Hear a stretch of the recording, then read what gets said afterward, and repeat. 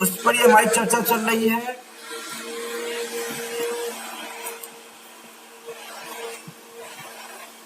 कि इस भ्रम को कैसे दूर करें। तो उसकी हमने चर्चा की थी कि भ्रम को कैसे दूर करना है कि वस्तु का स्वरूप जैसा है उसको वैसा मान लेना, वही भ्रम को दूर करना है। और भ्रम दूसरे के दूर नहीं हो सकता, क्योंकि हमको भ्रम ही ये है ना। जैसे वहां टीवी का जो भ्रम था, उसी भ्रम को दूर करने पर भ्रम दूर होगा। अब भ्रम दूर करने का क्या उपाय है भैया? टीवी में पूछे आपसे। आवाज नहीं आ रही।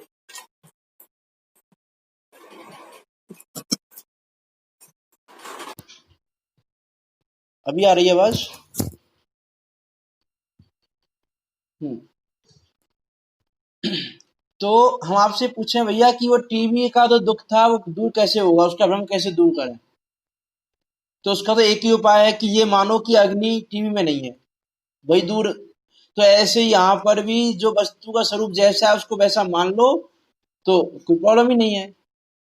भाई हमको मानना है कि कोई हमको सुखी दुखी कर नहीं सकता। कर्म के उदय के अनुसार सारे संयोग बनते हैं।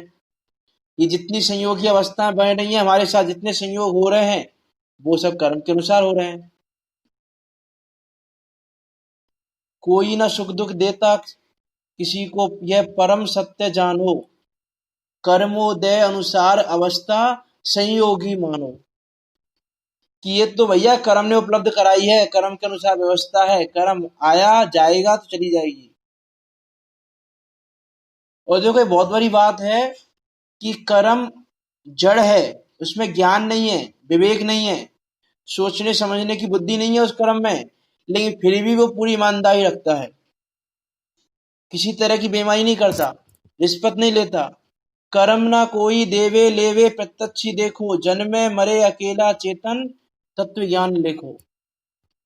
कि कर्म ना कुछ देता ना कुछ लेता है, रिश्वत नहीं चलती कर्म में। एक जड़ भी इतनी ईमानदारी दिखा सकता है और हम हैं कि ईमानदारी नहीं दिखा रहे, पर को अपना मानना है। ऐसी बेईमानी कर रहे हैं हम कि उस पर को अपना मानने में लगे हुए हैं। तो कर्म से भी हम सीखें कि भैया जड़ होते हुए ईमानदारी रख सकता है, तो हम तो ज्ञानवान हैं, विवेकवान हैं, तो हम ईमानदारी क्यों नहीं रखें। और ये ईमानदारी ना रखने के कारण ही हम दुखी हो रहे हैं। और हम आगे चलते हैं, विषय बहुत है चर्चा करने के लिए। चरित्र मोहिनी क्रम पे बढ़ते हैं हम आगे। तो देखो चरित्र मोहिनी के उदय से, वीडियो नहीं आ रही क्या? वीडियो नहीं आ रही है क्या?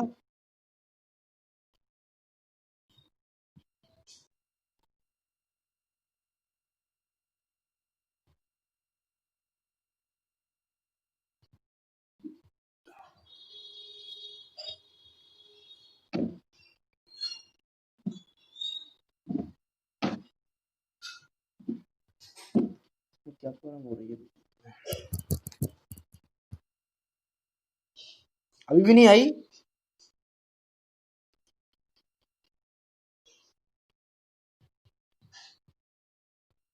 वीडियो अभी भी नहीं आ रही क्या?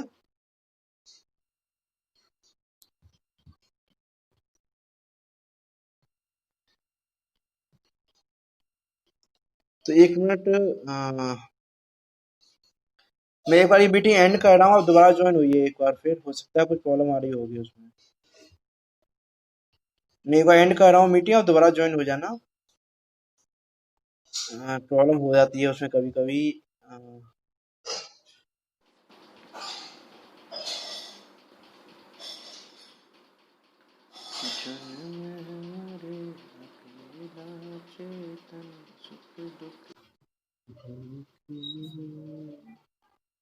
हर किसी का क्या एक दिन तेरी दिल का।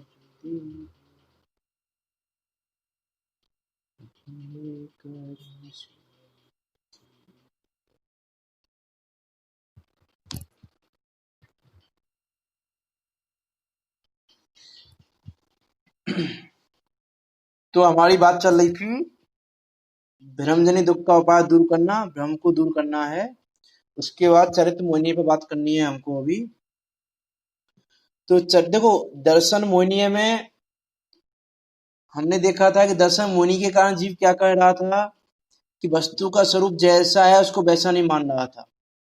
और चरित्र मोहिनी के उदय से जीव को क्रोधाधिक कषाय और हास्य आदि 9 कषाय होती है। जो 25 कषाय हैं, क्रोध मान माया लोभ की 4 चौकड़ी, आनंदानुबंधी अप्रत्याखानावन प्रत्याखानावन संजरण रूपी 4 चौकड़ी, और हास्य रति अरति शोक भय जुगुप्सा पुरुषवेद स्त्रीवेद नपुंसकवेद, ये 9 कषाय। तो ये 25 कषाय इस जीव को चरित्र मोहिनी के उदय से होती है। इन्हें कषाय रूप यह जीव भाव करता है और उनके कारण यह जीव दुखी होता हुआ नाना प्रकार के कुकार्यों में प्रवर्तन करता है। अब देखो कौन कौन सी कषाय होती हैं इसको, कि पहले हम बात करेंगे क्रोध मान माया और लोभ की, कि इनके कारण जीव की प्रवृत्ति कैसी हो रही है और यह जीव इन कषायों को कैसे करता है और इन कषायों को दूर करने का क्या उपाय करता है और क्या उपाय करना चाहिए। तो सबसे पहले हम बात करें क्रोध कषाय की, कि जब इसके क्रोध कषाय उत्पन्न होती है तब दूसरे का बुरा करने की इच्छा होती है। कि जब इसके क्रोध कषाय उत्पन्न हुई तो ये दूसरे का बुरा करना चाहता है, कि दूसरे का बुरा हो जाए किसी तरह से। अब दूसरे का बुरा क्यों चाहता है, क्योंकि इसको वो किसी का परिणमन अच्छा नहीं लगता, मीन्स इसको अनिष्ट रूप लगता है वो परिणमन, कि ये इसका जो परिणमन हो रहा है वो मेरे लिए इष्ट नहीं है। जैसे कि कोई बहुत ज्यादा वैभववान है, किसी का बहुत पैसा है, तो हमको क्या लगता है किसी का बहुत पैसा है, मीन्स हमको एक ऐसा लगता है मेरे पास पैसा नहीं है, इसके पास पैसा है, तो उसका बुरा हो जाए किसी तरह से, उसका बिजनेस में लॉस हो जाए किसी तरह से। मीन्स अनेकों अनेक प्रकार से हम क्रोध कषाय उत्पन्न होती है तो दूसरे का बुरा करने की प्लानिंग करते रहते हैं। अनेक प्लानिंग चलती है, कैसे बुरा किया जाए, कौन सी बात को कब लाया जाए, कैसे इसका बुरा करें हम, कि ये हमारे अनुसार परिणमन नहीं कर रहा तो हमारे अनुसार परिणमन कैसे करे। ऐसा नहीं सिर्फ बुरा करने की बात है ना। यहाँ पंडित ने लिखा ना बुरा करने की इच्छा होती है, तो बुरा करने का मतलब है कि जो परिणमन मुझे अच्छा नहीं लग रहा है वो परिणमन नहीं होना चाहिए, जो परिणमन मुझे अच्छा लग रहा है वो परिणमन होना चाहिए। वो परिणमन नहीं हो रहा है तो ये जीव क्रोध कषाय करना चाहता है कि क्रोध करने से वो परिणमन हो जाएगा, ऐसा यह जीव विचार करता है, क्योंकि इसको द्रव्य के स्वतंत्र परिणमन की खबर नहीं है। कि देखो बुरा करने की इच्छा होती है, उसके अर्थ अनेक उपाय विचारता है, गाली आदि बोलता है, गाली रूप वचन बोलता है, अपने अंगों से शस्त्र से पाषाण आदि से घात करता है, अनेक कष्ट सहन करके धन आदि खर्च करके मरण आदि द्वारा भी अपना भी बुरा होना जाने तो भी अन्य का बुरा करने का उद्यम करता है, अथवा औरों से बुरा होना जाने तो औरों से बुरा कराता है। क्या करता है ये जीव, कि इसको जो परिणमन अपना इष्ट नहीं लगा, तो अपना परिणमन इसको इष्ट नहीं लगा, जो परिणमन इसको इष्ट नहीं लगा उसको अपने अनुसार परिणमन करवाना चाहता है। जैसे आज मान लो एग्जाम्पल के लिए, जैसे हम देखें कि भैया किसी ने कहा अपने बेटे से कि भैया ये काम करना है और उसने वो काम नहीं किया, तो ये जीव क्या सोचता है कि मैंने कहा, मेरे कहने के बाद भी इसने ये नहीं किया, तो अब वो उस पर क्रोध कषाय करता है। और स्वच्छंदपना कैसे ग्रहण करता है कि भैया कहना तो पड़ेगा हमें, हम कहेंगे नहीं तो कैसे काम चलेगा, है ना। उसकी मैंने कल बात की थी, कल क्वेश्चन पूछा था किसी ने कि भैया हमारे बेटा बहू यदि गलत रास्ते पर चल रहे हो तो फिर हम उनको क्या समझाएं भी नहीं क्या। उसकी कल हमने उसका समाधान किया था। तो यह जीव क्या करता है कि वो परिणाम मेरे अनुसार क्यों नहीं हुआ, लेकिन ये नहीं जानता कि भैया तूने आज अपने बेटे से कहा कि ये काम करना है और उसने नहीं किया, और तुम इसलिए क्रोधित हो रहे हो कि ये काम होना चाहिए। तो उस पे मैंने कल भी कहा था कि यदि तुम ऐसा सोच रहे हो तो तुम सर्वज्ञ भगवान को झूठा कह रहे हो, तुम सर्वज्ञ भगवान को झूठा सिद्ध करना चाह रहे हो, तुम सर्वज्ञ भगवान पर आरोप लगा रहे हो, यही तुम ऐसा कहना चाह रहे हो। तो क्योंकि सर्वज्ञ भगवान ने वो परिणमन देखा ही नहीं है अभी, और तुम चाह रहे हो कि वो परिणमन हो जाए, तो तुम सर्व भगवान के ज्ञान को गलत ठहराना चाह रहे हो कि सर्व भगवान ने जो देखा गलत देखा है, कि मैं कर सकता हूं, मैं इसका परिणाम ऐसा करवा सकता हूं, है ना। आजकल घरों घरों में कलह होती है, इसका कारण यही है कि उसको उसका परिणाम अच्छा नहीं लगता, उसको उसका परिणाम अच्छा नहीं लगता, वो उसको अपने अनुसार परिणमन कराना चाहता है, वो उसको अपने अनुसार परिणमन कराना चाहता है, लेकिन वस्तु के स्वतंत्र परिणमन की व्यवस्था को नहीं जानते। और जब तक स्वतंत्र परिणमन की व्यवस्था नहीं जानी, तब तक वास्तव में जिनागम को पढ़ाई नहीं, जिनवाणी को पढ़ाई नहीं, सर्व भगवान को पढ़ाई नहीं। देखो ये रचना में आता है कि तूने प्रभु की नहीं मानी तो जग जज कैसे तेरी माने। कह रहे तू सर्व भगवान की नहीं मानता और तेरी कोई कैसे मान लेगा, कि तू ये सोचे कि भैया मेरी तो पूरा जगत माने, मैं जो कहूं वो होना चाहिए, घर में जो मैं कहूं वो होना चाहिए, जो मैं बाहर कहूं वो होना चाहिए, तो तू प्रभु की नहीं मानता और तेरी कोई कैसे माने।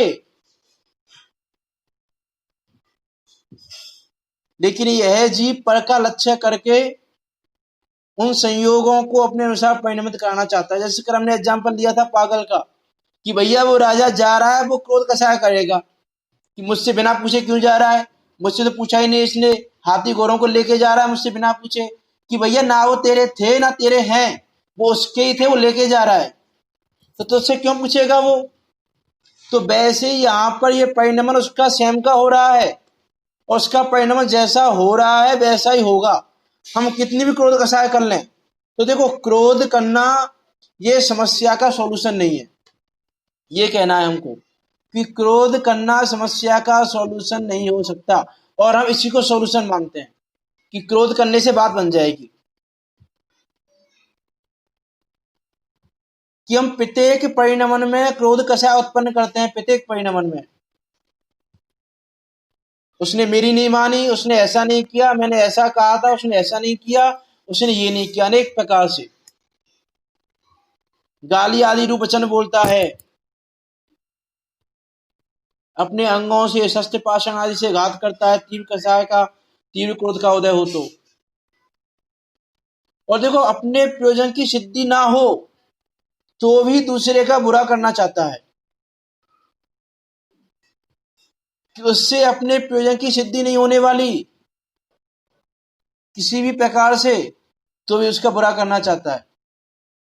कि अरे आज आपने ये सोचा कि भैया मेरे पड़ोसी के घर में बुरा हो जाए, मेरा पड़ोसी बहुत फल फूल रहा है, बहुत ज्यादा समृद्धि हो रही है उसको, तो उसका थोड़ा नुकसान हो जाए, लॉस हो जाए, तो उसका लॉस हो भी गया तो उससे हमारे क्या प्रयोजन की सिद्धि हुई, कि कुछ भी सिद्धि नहीं हुई।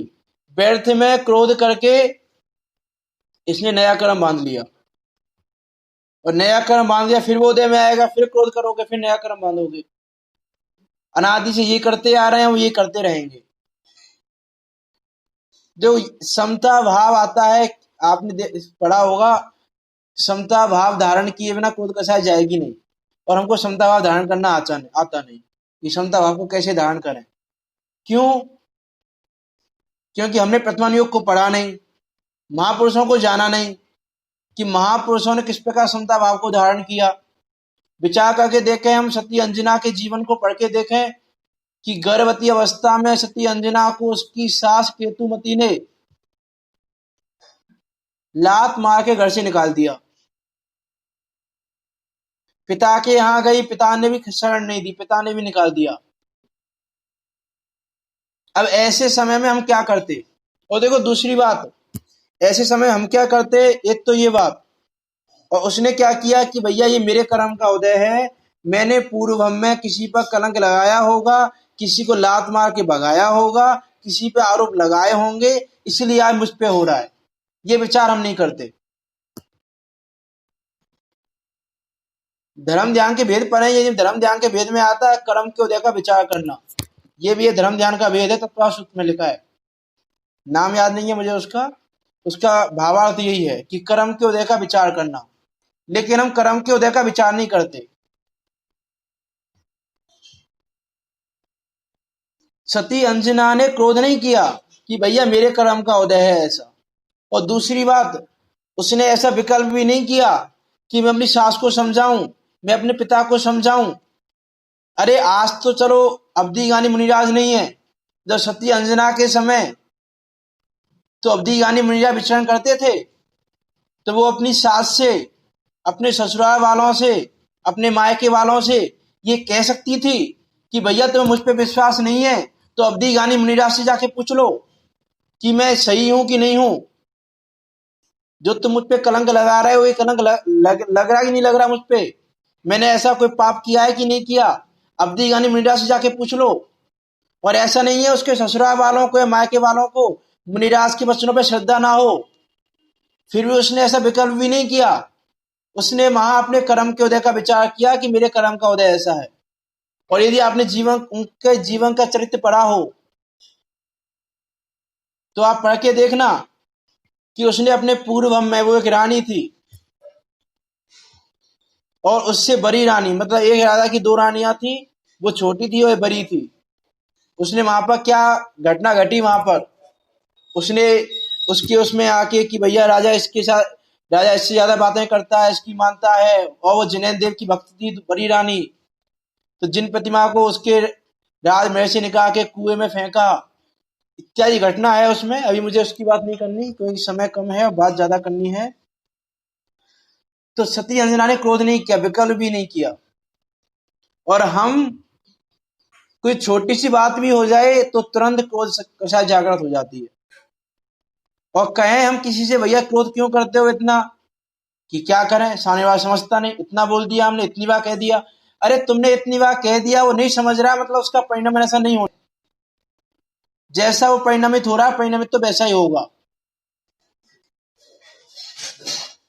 है ना। करण ने बात की थी, हमारा कर्तव्य समझाना है, हम समझाएं, लेकिन हमारे समझने से वो नहीं समझ रहा है तो उसको अपने परिणाम पर छोड़ दें, या हमारे समझाने से वो समझ जाएगा। ऐसी जो हमारी कर्तव्य बुद्धि है, वो कर्तव्य बुद्धि ही हमारे दुख का कारण है, वो ही इन कषायों का कारण है, दूसरा और कोई कषाय का कारण नहीं है। और हम प्रत्येक समय लगे हुए हैं कषाय करने में, छोटी छोटी बातों में कषाय करने में लगे हुए हैं। अनेक कष्ट सहन करके भी, धनादि खर्च करके भी सामने वाले का बुरा करना चाहता है। जैसे बने तैसे अन्य का बुरा होना चाहिए, मेरी जो मान्यता है वो पुष्ट होनी चाहिए, जैसे बने तैसे। और क्रोध होने पर कोई पूज्य या इष्टजन बीच में आए तो उन्हें भी बुरा कहता है, मारने लग जाता है। अरे देखो, क्रोध का शायद टीम होती है व्यक्ति की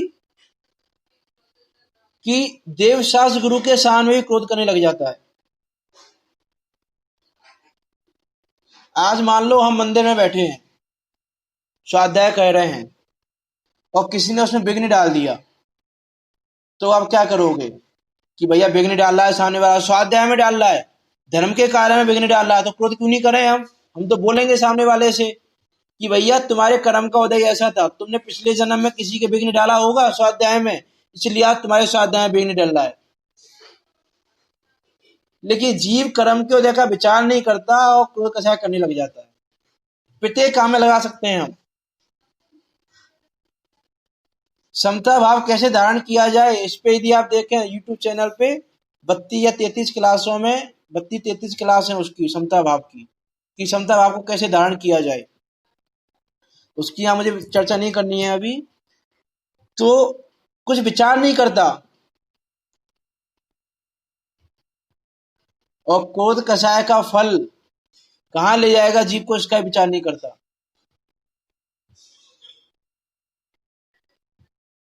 कि होना चाहता है वो सुखी और बीज बो रहा है दुख के।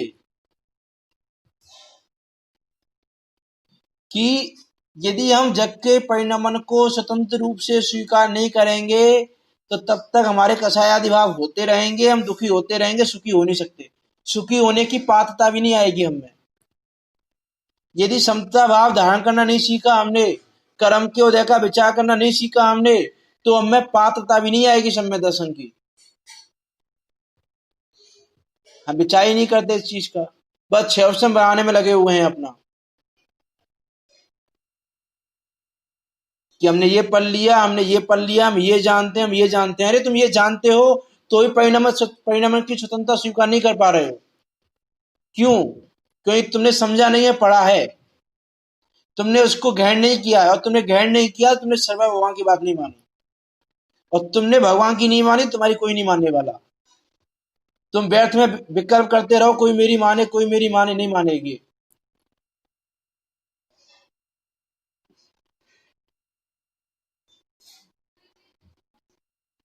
एक रचना आती है, पर लक्ष्य तजो निज तत्व भजो, आत्मन निज में ही शांति मिले, जग का परिणमन स्वतंत्र अरे, तेरा विकल्प ताहा नहीं चले, पर चिंता में क्यों मूड बना, यह शरण में अवसर खोता है, क्रमबद्ध सभी परिणमन सदा, जो होना है सो होता है, स्वयमेव पंच संभाय मिले, होनी टाले से नहीं टले, जग का परिणमन स्वतंत्र अरे,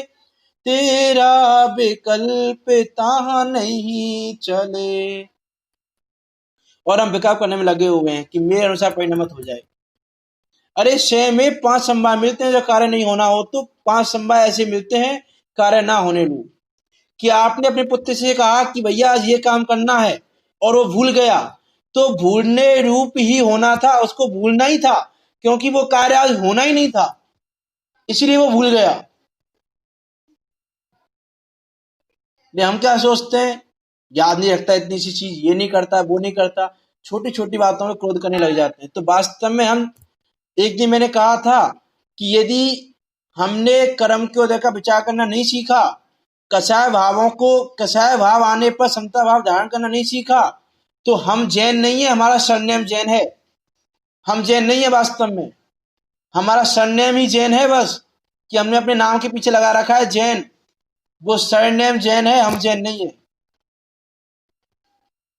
कहा था मैंने, जैनी सो दुखी नहीं, और दुखी सो जैनी नहीं। अब आप दुखी हो कि नहीं विचार कर लो, आप दुखी होते हो कि नहीं होते विचार कर लो। छोटी छोटी प्रतिकूलता में दुखी हो जाते हैं।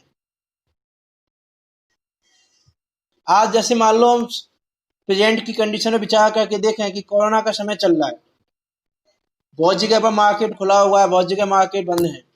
अब जी दुखी क्यों हो रहा है, अरे मेरी दुकान तो खुली नहीं रही, सामने वाले की दुकान खुल रही है, वहां दुकान खुल रही है, देखो मेरे शहर में उसकी दुकान खुल रही है, गवर्नमेंट ने उसको लाइसेंस दे दिया खोलने का, मुझको तो नहीं दिया कोरोना के समय में।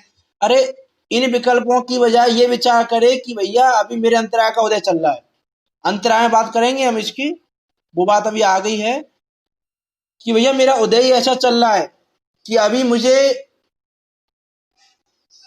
लाभ अंतराय होना ही नहीं है, लाभ अंतराय का उदय चल रहा है, लाभ होना ही नहीं है, और जब लाभ नहीं होना है तो निमित्त तो अपने आप मिलेंगे।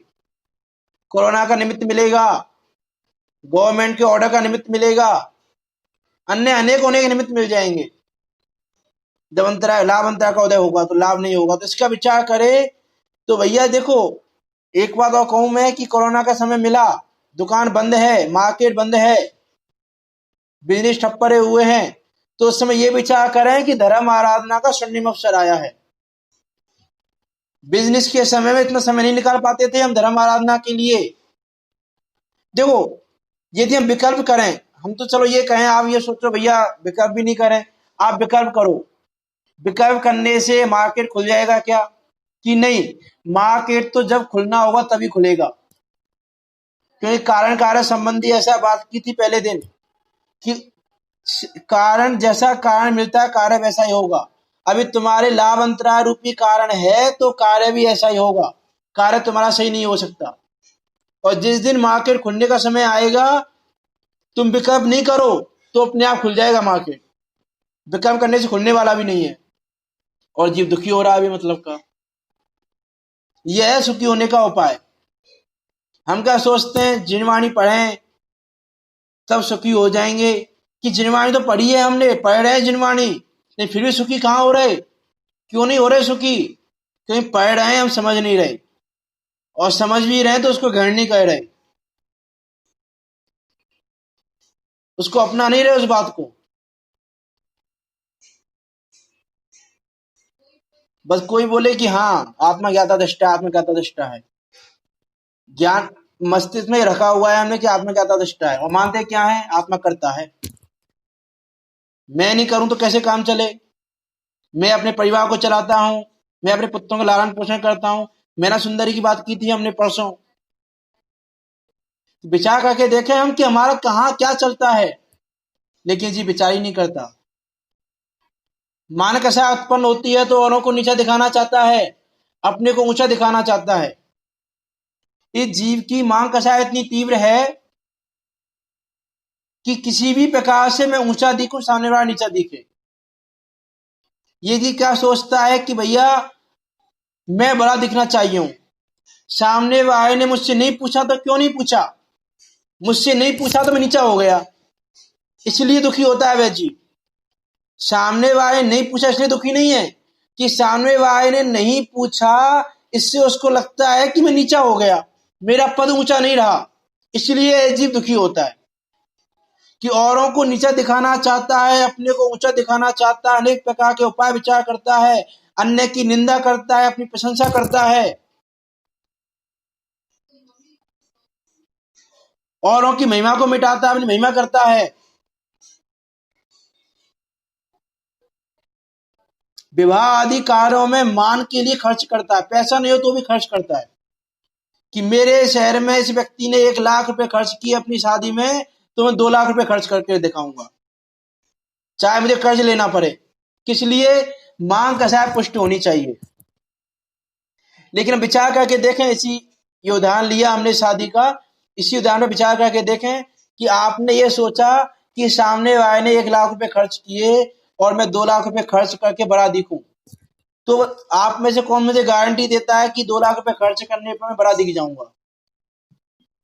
लोग मेरी वाह वाह करेंगे पूरे शहर में कि आज तक किसी ने 2 लाख रुपए खर्च नहीं किए शादी में, इसने अपने बेटे की शादी में 2 लाख रुपए खर्च किए। अब देखो मैं बताता हूँ कैसे नहीं होगा वो वाह वाह, कैसे नहीं होगी। आपको लग रहा होगा कि वाह वाह तो हो ही जाएगी, पूरा सिटी कहे, पूरा शहर कहेगा कि भैया देखो इससे बड़ा धनवान कोई नहीं। लेकिन यदि कर्म का उदय नहीं हुआ ना ऐसा, तो वाह वाह नहीं होगी। जैसे बताऊं मैं कैसे, कि आपने 2 लाख रुपए खर्च किए, खूब अच्छे अच्छे पकवान बनाए, सामने वाले ने 10 पकवान बनाए, तुमने 20 पकवान बनाए, और सपोज करो किसी एक पकवान में मीठा ज्यादा हो गया या मीठा कम रह गया, घी ज्यादा डल गया, या कोई भी क्वांटिटी ज्यादा कम हो गई, मतलब टेस्ट बिगड़ गया पकवान का, तो लोग थू थू करेंगे कि देखो उसने कैसे पकवान बनवाए थे। तो अपयश होना हो तो अपयश हो जाएगा 2 लाख खर्च करने पर भी, और यश होना हो तो 50,000 रुपए खर्च किए उसने शादी में, लेकिन खूब अच्छे सब अरेंजमेंट किया तो लोग बाय बाय करेंगे, देखो कितना अच्छा अरेंजमेंट था, खाना कितना अच्छा था, अरेंजमेंट कितना अच्छा था, सब शांति से सब कुछ हो गया, तो लोग बाय बाय करेंगे 50,000 में भी, और नहीं तो 2 लाख में बाय बाय नहीं होगी। तो प्रत्यक्ष दिखाई दे रहा है भैया कि कर्म के उदय से होगा, कर्म का उदय नहीं हो तो नहीं होगा। कितनी मांग कसाय कर लें हम, कितने अपने को ऊंचा दिखाना चाहें। अरे राम है अपने को कितना अभिमानी समझता था कि भैया मुझे जीतने वाला कोई नहीं है, मुझको कोई जीत नहीं सकता, फिर भी मारा गया। उसने क्या कि अपने अभिमान के बस उसने क्या क्या प्रयास नहीं किए सीता को अपने अनुकूल बनाने के लिए, कि सीता मेरे अनुकूल हो जाए, सीता तैयार हो जाए। क्या क्या प्रयास नहीं किए, पद्म पुराण पढ़ के देखे उसने क्या प्रयास नहीं किए। डराना, धमकाना, प्यार से सब तरह समझा लिया उसने, अपनी पटरानियों को भेजकर समझा लिया, उसको सबसे ऊंचा पद मिल जाएगा, सारी पटरानियों में पटरानी पद मिल जाएगा उसको, इत्यादि अनेक रूप से जो करना था सब करके देख लिया, लेकिन फिर भी नहीं कर पाया उसको अपने अनुकूल।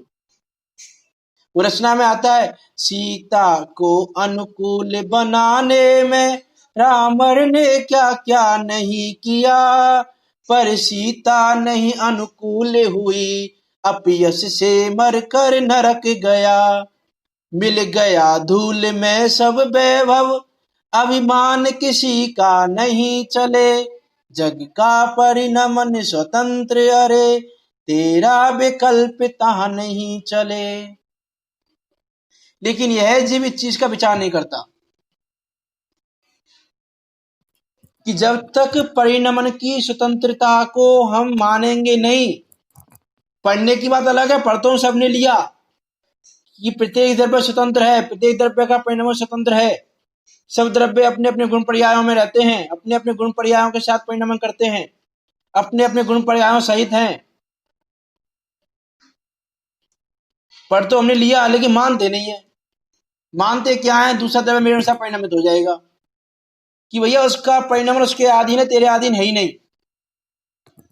और हम ये सोचें कि हमारे अनुसार परिणामित हो जाए तो हमारे अनुसार वो परिणामित होने वाला नहीं है।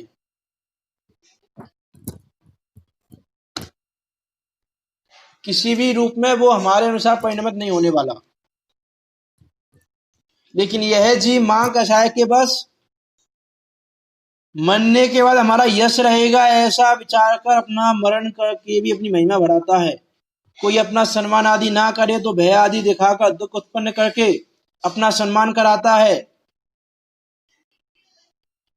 देवशास गुरु आगे आ जाए तो उनके सामने मांग करने लग जाता है, अपनी मां कसा को माई पुष्ट कर लेता है मंदिर में भी।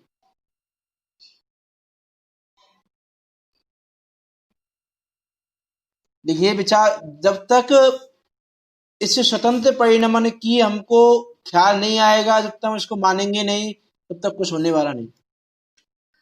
कह रहे भैया आप घर में कुछ हो गया, जैसे विचार करके देखें एक चीज। जैसे मान लो आप खाना खाने बैठे, आप बैठे भोजन करने, रोटी सब्जी सब आ गई थाली में। अब सब्जी में नमक थोड़ा कम हो गया, तो अब ये जीव ध्यान नहीं देते हो तुम, और सब्जी में नमक नहीं है और ये नहीं है वो नहीं, क्रोध का साथ उत्पन्न हो गई। जबकि मैं करना क्या था कि कर्म के उदय का विचार करना था। क्या ऐसी सब्जी मिलनी थी तुमको? सब्जी का परिणमन ऐसा ही होना था। एक बात कि सब्जी का परिणमन आज इतने नमक रूपी होना था, इस समय अभी और नमक डाल लोगे तो और परिणमन चेंज हो जाएगा उसका। उसका परिणमन ऐसा होना था, तो ये उसका परिणमन ऐसा होना होगा तो तुम्हारा विकल्प भी आ जाएगा, ठीक है भैया नमक ले आओ, नमक डाल देता हूँ। और नहीं तो ऐसा विकल्प भी नहीं आए, खा जाओ ऐसे ही। तो सब्जी का परिणमन ऐसा ही होना था। आवाज नहीं आ रही क्या?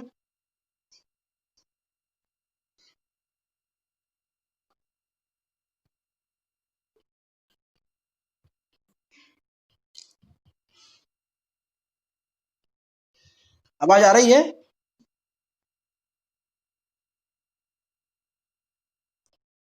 आवाज आ रही हो तो कोई लाइक का या यस लिख के भेज दे जरा, आवाज आ रही हो तो। हाँ ओके। तो क्या एग्जाम्पल दे रहे थे कि कोई भोजन करने बैठे हम, और भोजन में रोटी जली हुई आ गई, सब्जी में नमक कम आ गया, या कोई चीज थोड़ी कम ज्यादा आ गई, या कुछ भी हो गया थाली में, कुछ भी चीज हो सकती है भोजन के समय, कुछ भी आ गया। मान लो बाल ही आ गया तुम्हारी थाली में, तो ध्यान से थाली नहीं रखते हो, थाली साफ नहीं करते हो, इत्यादि अनेक रूप से जीव क्या कर लेता है, कसाय उत्पन्न कर लेता है। लेकिन मैं करना क्या था, अपने कर्म के उदय का विचार करना था कि भैया मेरे कर्म का उदय इतना ही था आज। इसको सब्जी को रोटी को इसी रूप परिणामित होना था, और मेरे कर्म के उदय ऐसा ही आना था। निमित्त नैमित्तिक संबंध तो ऐसे मिलेंगे, हमको निमित्त नैमित्तिक संबंध की भी खबर नहीं है। अरे रोटी भी जली तो अपने परिणाम से जली, नहीं विचार ही नहीं करते। ये हमारे दुख का कारण है, और इसलिए हम दुखी हो रहे हैं, और इसलिए हम आगे ऐसी गतियों को कर्म बांध लेते हैं, ऐसी कसाय कर करके। लेकिन कर्म के उदय का विचार नहीं करते, और जब तक कर्म के उदय का विचार नहीं करेंगे तब तक कोई कार्य की सिद्धि नहीं होने वाली। कर्म के उदय का विचार तो हमको करना ही पड़ेगा। देखो ये लाइन आती है,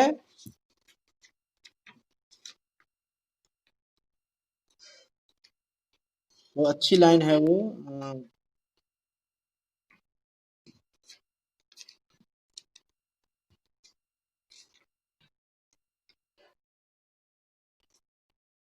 उदय नहीं हो दुख का कारण, उदय नहीं हो दुख का कारण, यदि स्वभाव का आश्रय हो, निज से च्युत हो दुखी रहे तो फिर उपचार उदय पर हो। दोष देखना किंतु उदय का कही अनीति जिनागम में। उदय उदय में ही रहता है नहीं प्रविष्ट हो आत्म में। देखो कर्म का उदय हमारा आया ऐसा कि हमने कर्म के उदय का विचार नहीं किया, उस समय जो हमको निमित्त दिखा सामने उस निमित्त पर हमने क्रोध कर लिया। जैसे एक एग्जाम्पल देखें हम, चर्चा तो हमको माया लोक की भी करनी थी लेकिन पता नहीं हो पाएगी कि नहीं। एक एग्जाम्पल देखते हैं, जैसे मान लो आपको अभी 105 डिग्री का फीवर है, बुखार आ रहा है आपको 105 डिग्री का। अब आपने थर्मामीटर लगाया, थर्मामीटर से बॉडी का टेम्परेचर नापा और थर्मामीटर ने 105 डिग्री का बुखार बताया और आपने गुस्से में आके 105 डिग्री का बुखार बताता है थर्मामीटर को तोड़ दिया। अब बताओ आपका बुखार सही हुआ कि नहीं हुआ? सही हो जाएगा बुखार? नहीं होगा। तो भाई हम कह रहे हैं कि भैया वो सामने वाला थर्मामीटर तो क्या है, बता रहा है कि तुम्हारे इतने बुखार है। थर्मामीटर की क्या गलती है इसमें? तुम्हारा बुखार 100 होगा तो थर्मामीटर 100 बताएगा, तुम्हारा बुखार 105 है थर्मामीटर 105 ही दिखाएगा। उसमें थर्मामीटर की गलती नहीं है। अरे हम क्या सोचते हैं गलती थर्मामीटर की है, इसे थर्मामीटर को तोड़ दिया गुस्से में आके तो हमारा बुखार सही नहीं होने वाला। तो वैसे ही कि ये जो हमको निमित्त मिलते हैं सामने, भैया इसने मेरी बात नहीं मानी, तो उस समय वो ये बता रहा है कि भैया तूने पिछले भव में किसी की बात नहीं मानी होगी। वो तुमको तुम्हारा परिणाम दिखा रहा है कि तुमने ऐसा कर्म बांधा है, तुम्हारे भी कर्म का उदय ही ऐसा आ रहा है। वो तो बताने वाला है, उसकी गलती नहीं है सामने वाले की। सामने वाले ने तुम्हारी बात नहीं मानी, तुम्हारे अनुसार नहीं चला, तो गलती सामने वाले की नहीं है, गलती तुम्हारी है उसमें भी कि तुमने पिछले भव में या इसी भव में अपने कर्म का ऐसा ही बंद किया है कि उदय में आने पर ऐसा ही होना था। उसका विचार नहीं करते। थर्मामीटर जैसे तोड़ते हैं वैसे हम पर द्रव्यों पे क्रोधित होते हैं। जैसे थर्मामीटर को तोड़ना बुखार को सही करने का सॉल्यूशन नहीं है। थर्मामीटर को तोड़ने से बुखार 3 काल में सही नहीं होने वाला। वैसे ही पर द्रव्यों पर क्रोध करने से हमारे कर्म का उदय भी सही नहीं होने वाला।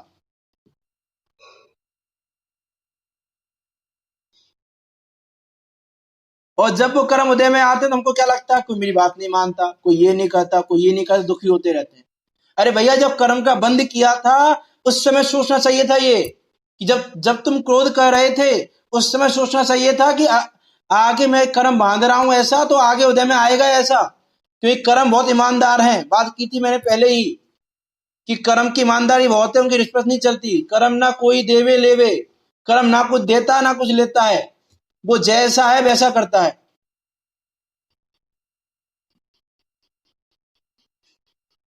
ये वो लाइन आती है, बंद समय तू चेते न चेतन, उदय समय क्यों करे क्रंदन। ये जो कर्म उदय में आया तेरा ही था आमंत्रण। कि ये जो कर्म उदय में आ रहा है कि सामने वाला तेरी बात नहीं मान रहा है, ये भी तेरा आमंत्रण है, सामने वाले का आमंत्रण नहीं है। जैसे सती अंजना की बात की थी हमने, है ना, तो सती अंजना के जीवन को देखें तो उसके पति का उसने 22 साल तक विरह सहा। तो उसमें गलती का पति की गलती कि उसने उसकी बात सुनी थी, शादी से पहले उस बात को मान लिया उसने बिना कुछ जाने समझे। उसकी गलती की पति की गलती थी कि पति ने उससे बात भी नहीं की, उस बात को समझने की कोशिश भी नहीं की कि नहीं पति की गलती नहीं थी, वो गलती उसकी खुद की थी। जो मैंने बात की थी ना पिछले भव में कि उसने जिन्हें भगवान की प्रतिमा को कुएं में डाल दिया कि अब देखती हूँ बड़ी रानी कैसे पूजा करती है, कैसे भक्ति करती है। और उस समय वहां से आरिका आ रही थी, ये आरिका जी आ रही थी, उन्होंने देखा भैया जिन्हें प्रतिमा की अभिनय हो रही है, उसने उसको समझाया इन कर्मों का फल क्या होगा, उसको बताया।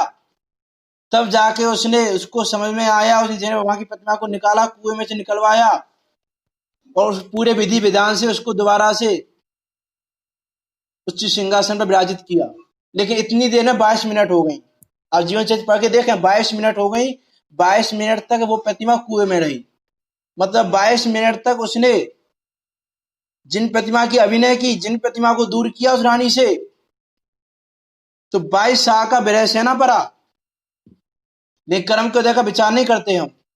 तो बंद समय तू चेत न चेतन, उदय समय क्यों करे क्रंदन। ये जो कर्म उदय में आया, तेरा ही था आमंत्रण। अब जो इनसे द्वेष किया, या किया जो इनका अभिनंदन, तो फिर इनसे तेरा होगा जन्म जन्म का गठबंधन। अब यदि तूने इनसे द्वेष किया, इनसे राग किया, इनका अभिनंदन किया, तो जन्म जन्म तक गठबंधन हो जाएगा। जन्म जन्म तक कर्म बनते रहेंगे, उदय में आते रहेंगे। और हम ऐसे यदि उदय में बहकर उसके अनुसार ही परिणमित करते रहे, तो संसार का अभाव होने वाला नहीं है।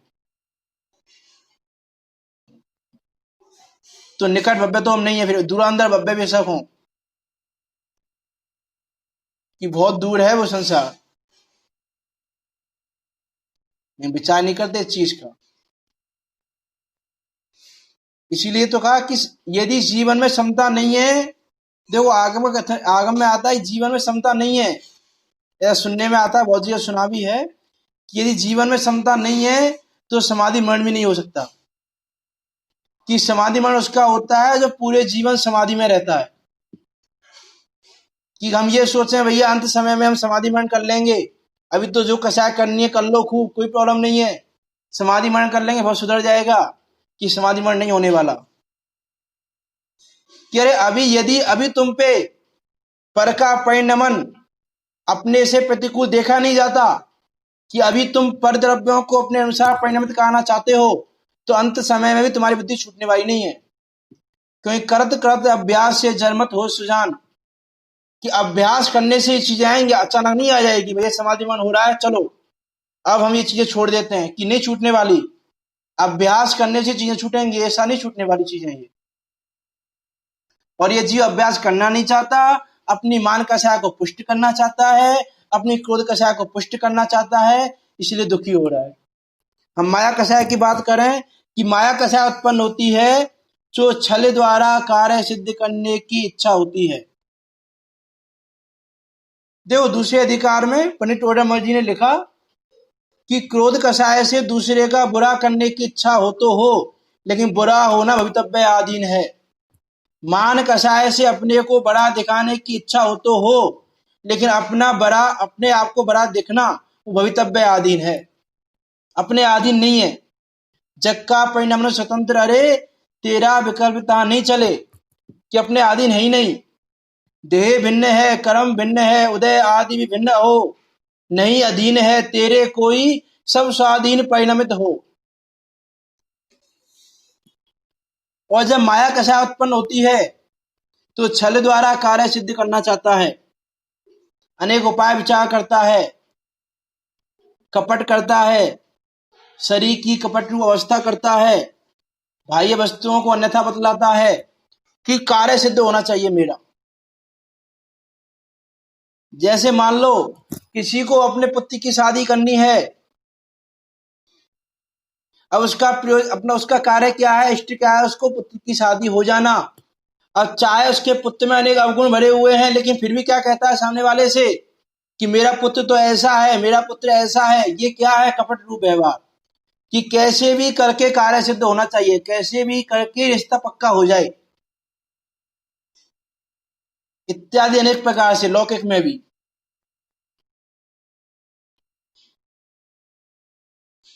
लेकिन हम चीज का विचार नहीं करते। तो कपट करके भी वो अपने कार्य की सिद्धि करना चाहता है। कपट प्रकट होने पर स्वयं का बुरा हो जानता है वो कि कपट हो गया।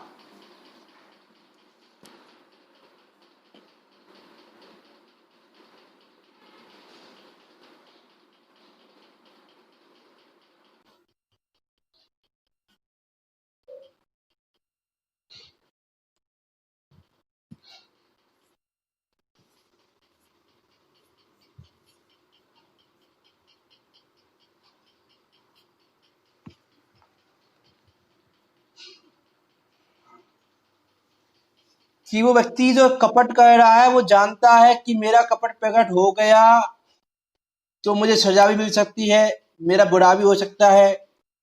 जिसके प्रति मैं ये कार्य करना चाह रहा हूँ वो ही मुझे पीटेगा, वो ही मेरा बुरा करेगा, और हो सकता है कि मुझे दंड आदि की मिल जाए, कानून की सजा मिल जाए। मुझे जानता है वो ऐसा, लेकिन ऐसा जानने के बाद भी अपने कार्य को सिद्ध करना चाहता है किसी भी तरह से।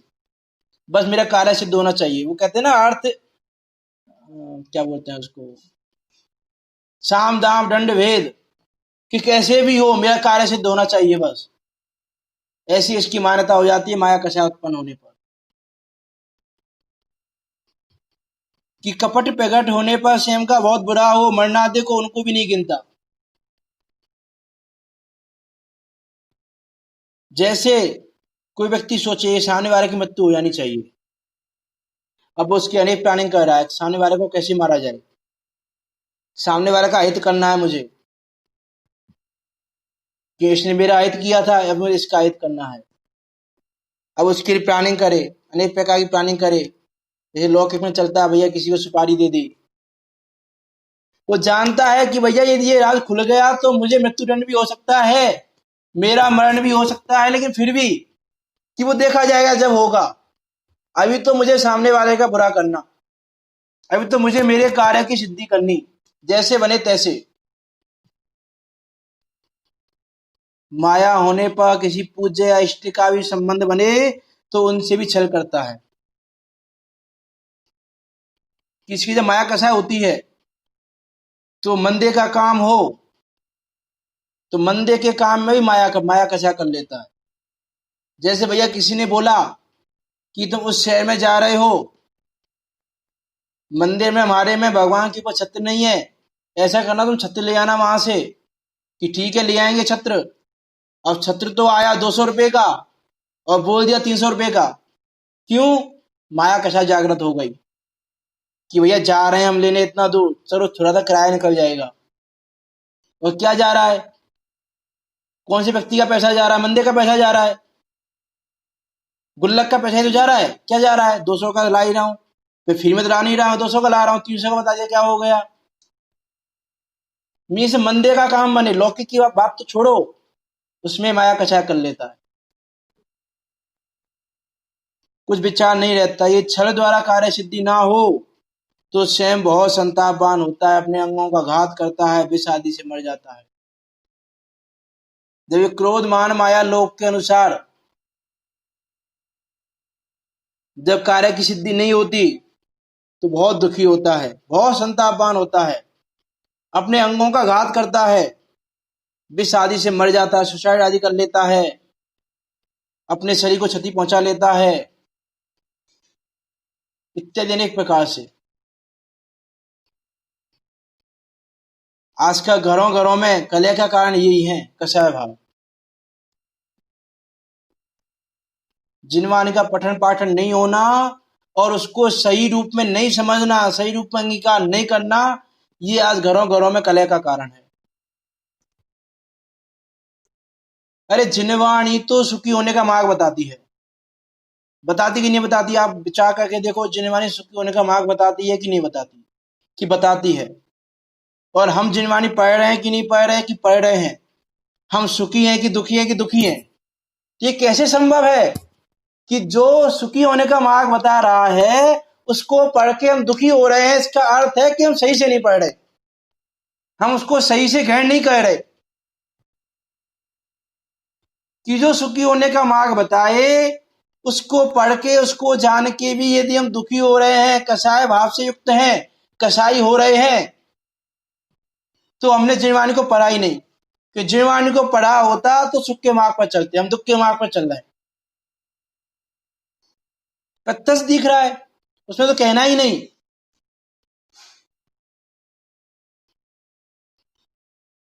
अरे भैया तुम चौरा का एग्जाम्पल दिया था, चौराहे पर खड़े हो, पूर्व दिशा में जाना है। अब तुमको किसी ने रास्ता बता भी दिया, जो जो है जो रास्ता बताने वाला है, मान लो कोई गाइड है, कोई गाइड है। अब वो तुम्हें गाइड कर रहा है, तुम बता रहा है कि भैया पूर्व दिशा इस ओर है, तो उसने बता दी और फिर भी तुम खूब चले, एक दिन चले, 2 दिन चले, एक साल चले, लेकिन मंजिल पर नहीं पहुंचे। तो क्यों नहीं पहुंचे? क्योंकि तुमने उसकी बात को सही से नहीं माना। उसने बोला पूर्व दिशा इससे और है, तुम इससे और चले, इसलिए तुम मंजिल पर नहीं पहुंचे। तो वैसे ही ये जिनवाणी सुखी होने का मार्ग बताने वाली है। और जिनवाणी को पढ़कर भी यदि हम दुखी हो रहे हैं तो हमने जिनवाणी को ना पढ़ा ना समझा सही में। लोभ कषाय कोई पूरा करना है तो उसको भी ले लेते हैं कि जब लोभ कषाय उत्पन्न होती है, देखो मैंने पहले भी कहा था, यहाँ पे 7 दिन में मुझे पीछे पूरा करना है। इसको यदि आपको डिटेल से समझना है तो यूट्यूब चैनल पर प्रवचन है उसके, आप उसको देख सकते हैं डिटेल में। अभी क्या कह रहे हैं हम कि लोभ कषाय उत्पन्न हो तो इष्ट पदार्थ के लाभ की इच्छा होने से उसकी अनेक उपाय करता है, उसके साधन रूप वचन बोलता है, शरीर की अनेक चेष्टा करता है, बहुत कष्ट सहता है, सेवा करता है, विदेश गमन करता है, जिसमें मरण होना जाने वह कार्य भी करता है। कि जिसमें अपना मरण भी जाने कि मेरा मरण हो सकता है वो भी करता है। जैसे कहा था ना कि भैया किसी से हमने बोला कि ये बिजनेस तुम यहाँ करते हो, यहाँ तुम डेली 1000 रुपये कमाते हो, इसी बिजनेस को यदि तुम विदेश में करो तुम 1 लाख रुपए कमाओगे डेली के। अब वह व्यक्ति विदेश जाने को तैयार है,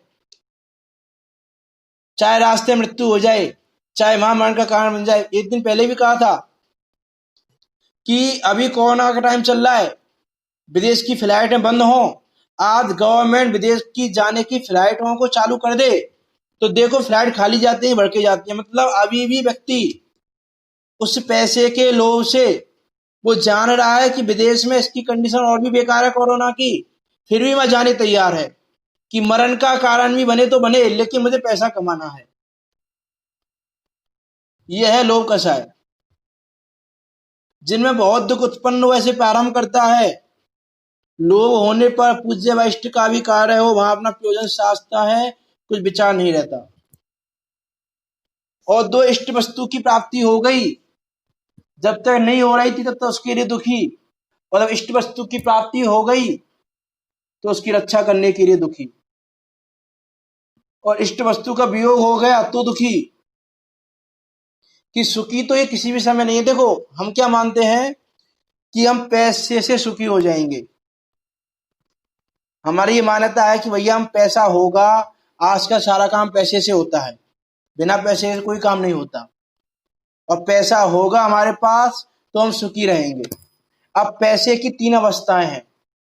पहली अवस्था, जब हमारे पास पैसा नहीं है तो हम सुखी हो रहे हैं कि दुखी हो रहे हैं? अभी इस इच्छा से कि दुखी हो रहे हैं, कि हम क्या मान रहे हैं कि पैसा आ जाएगा तो हम सुखी हो जाएंगे। तो पैसा नहीं था इस समय हम दुखी थे। अब इसकी दूसरी अवस्था देखें, पैसा आ गया हमारे पास, अब हम सुखी हैं कि दुखी हैं? अब ये पैसे की रक्षा कैसे करें? कोई चोरी करके ना ले जाए, कोई लूट ना ले, कोई किसी प्रकार का कुछ हो ना जाए इसके साथ।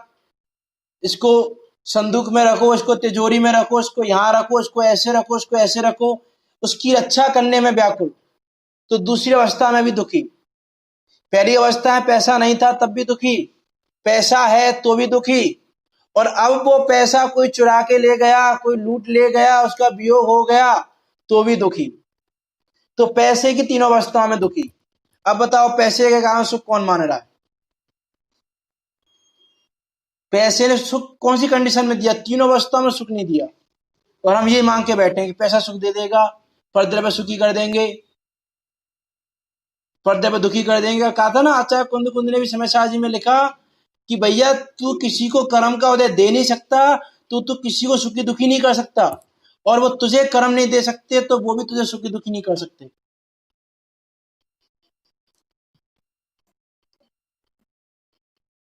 समय हो गया है, हम बात को यहीं पर समाप्त करते हैं। किसी को कोई शंका हो तो पूछ सकते हैं, बाकी की चर्चा हम कल करेंगे।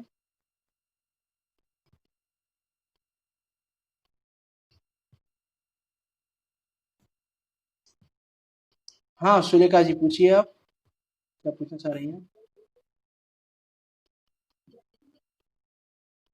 हाँ पूछिए आप, आपको अनम्यूट किया हुआ है। हेलो। आपकी आवाज नहीं आ रही इधर। आपकी आवाज नहीं आ रही है मेरे पास।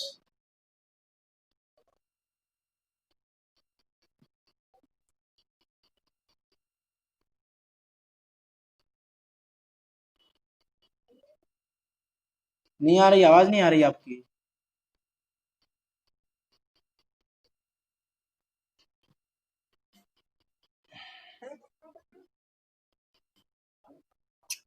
आवाज क्यों नहीं आ रही है?